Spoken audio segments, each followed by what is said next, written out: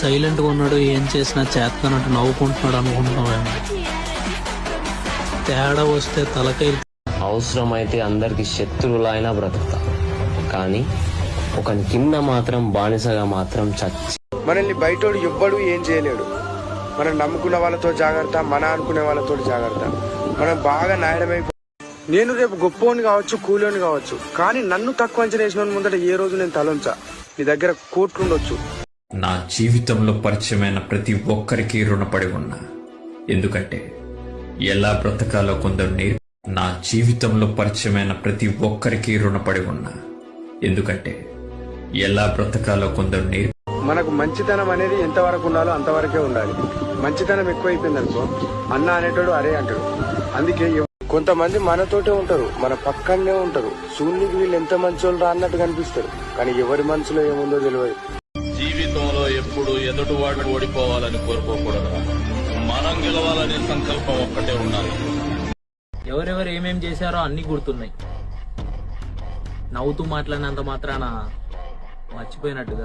నువ్వెవడైనా నాకు అవసరం లేదు బ్రో. నాకు రెస్పెక్ట్ ఇవ్వకుంటే మొడ్డ మీద పెట్టేస్తా.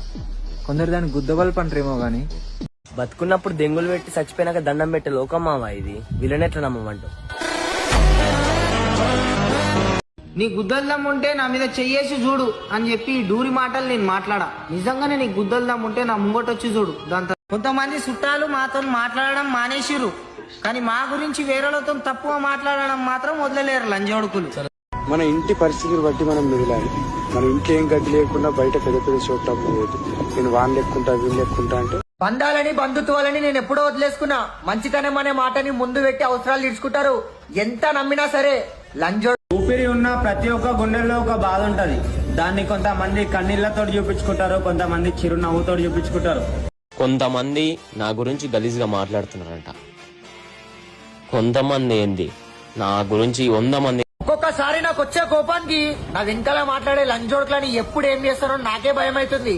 కానీ ఒక్కటేసారి నా ఇంట్లో మామ, మన జీవితంలో మంచి రోజులు చూడాలంటే ఎన్నో చెడ్డ రోజులు చూడాల్సి వస్తుంది. ఆ చెడ్డ రోజులలో మన పరిస్థితిని చూసి ఎంతమంది దోస్తులుండి ఏముండి ఏం లాభం?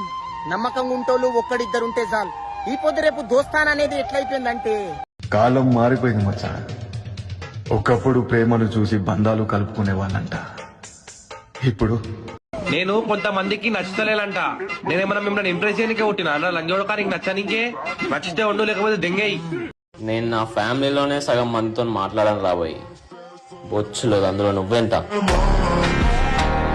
ఇప్పుడున్న సమాజంలో మనం ఒకరి గురించి ఒకరి ముంగడ మాట్లాడితేనే మనం మంచోళ్ళం. అదే నిజాయితీగా ఇది తప్పురా అని చెప్పినామనుకో,